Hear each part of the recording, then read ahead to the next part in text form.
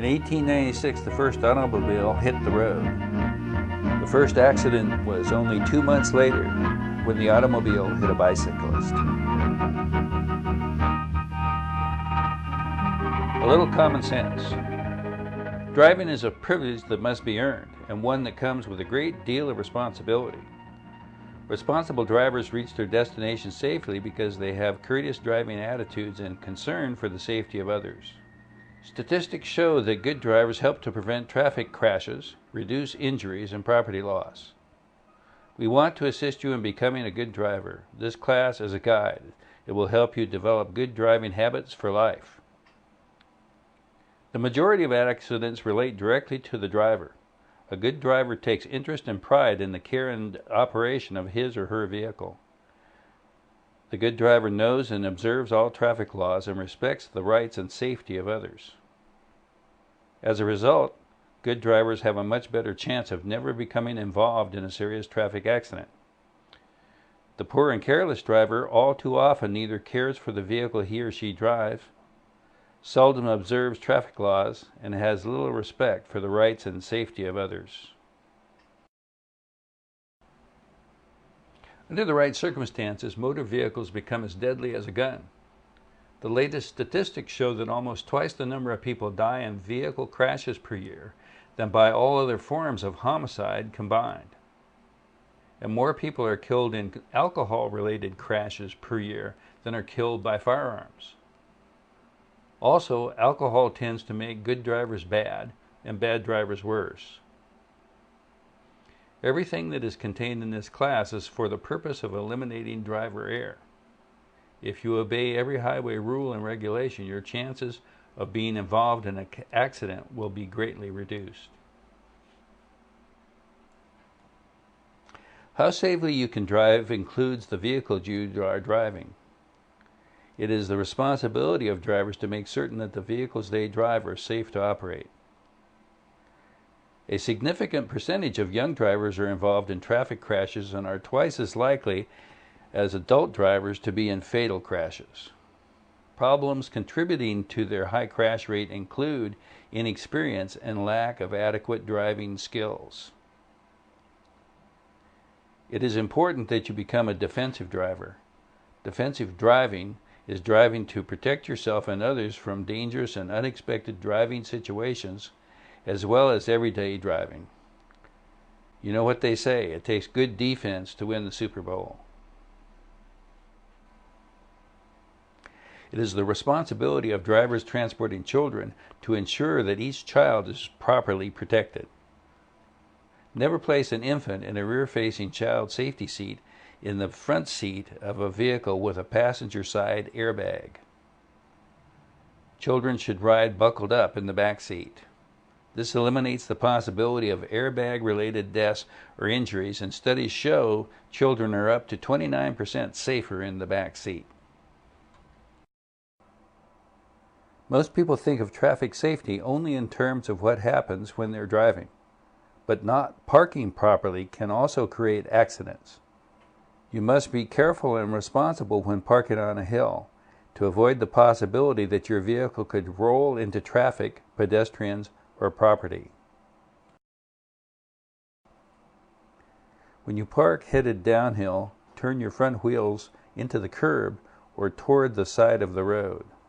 Set the parking brake. When you park headed uphill, turn your front wheels away from the curb and let your wheels roll back a few inches until the rear of the front wheel gently touches the curb. Then set the parking brake. For either uphill or downhill parking, if there is no curb, turn the wheels toward the side of the road so the car will roll away from the center of the road if the brakes fail. When you park on a sloping driveway, turn the wheels so that the car will not roll into the street if the brakes fail. Always set your parking brake. Leave the vehicle in gear. Use the parking position if your vehicle has an automatic transmission.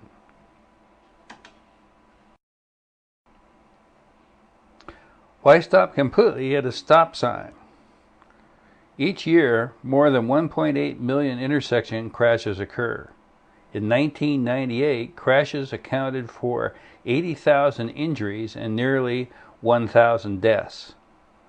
Public costs exceed $7 billion. Stop signs. This sign means you must come to a complete stop. Stop at the marked stop lines or, if none, at a point just before the intersecting streets. If there is a crosswalk, you must come to a complete stop before entering it. You may proceed only after yielding to all pedestrians and vehicles. Pedestrians have the right-of-way at all intersections and crosswalks. Drivers must come to a complete stop and let the person pass safely. Obey stop signs. Give the proper signal if turning. Approach in the proper lane. Come to a complete stop before reaching the pedestrian crosswalk or stop line. And remain stopped until you can move safely without interfering with cross traffic. Yield signs. This sign indicates drivers must reduce speed or stop if necessary to yield right-of-way to any traffic on the roadway they are crossing or entering. This three-sided sign means you are approaching an intersection and must stop and wait for any other vehicles that are approaching from the right or left on the other highway. If you are sure no other cars are coming, you need not come to a complete stop, but you must slow down and enter the intersection with caution. You must stop when traffic warrants. Common courtesy. A 2-ton automobile can be a dangerous weapon. Use common sense and courtesy, particularly in dealing with other highway users. Right-of-way rules help people drive safely. These rules go along with courtesy and common sense. Never insist on taking the right-of-way. If another driver does not yield to you when he or she should, forget it. Let the other driver go first. You will help prevent accidents and make driving more pleasant. However, do not always insist on others going ahead of you.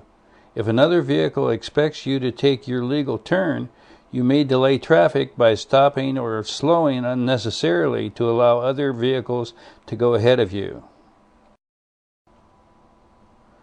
When meeting another vehicle, you need to switch to low beam. Be quick to lower your light beams as you approach other traffic or if you are overtaking others. This practice is not only road courtesy, it aids in safe driving at night. Bicycle, moped riders, and pedestrians must follow all these rules too. A pedestrian is a person on foot or using a conveyance propelled by human power, roller skates, skateboards, etc., other than a bicycle. The definition of pedestrian includes persons who are disabled and use self-propelled wheelchairs because they are not able to move about as pedestrians. These individuals must be given the same rights as any other pedestrian.